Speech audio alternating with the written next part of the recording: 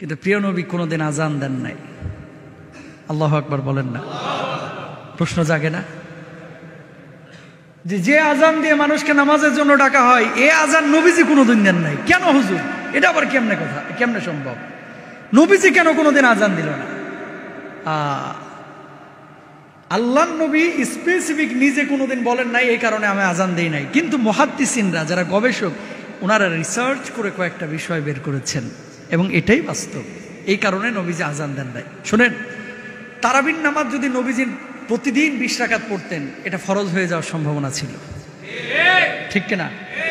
নবীজি যেটা নিয়মিত করতো সেটা কি হয়ে যাইতো? ফরজ হইলে এটা মানে মানা, পালন করা, বাস্তবায়ন করা আপনার উপর আবশ্যক হয়ে যাইতো না? বুঝেন কথা? মায়ার নবী, রহমতের নবী, দয়ার নবী, এই জন্য প্রতিদিন 20 রাকাত উনি তারাবির নামাজ পড়েন নাই। কেন? যদি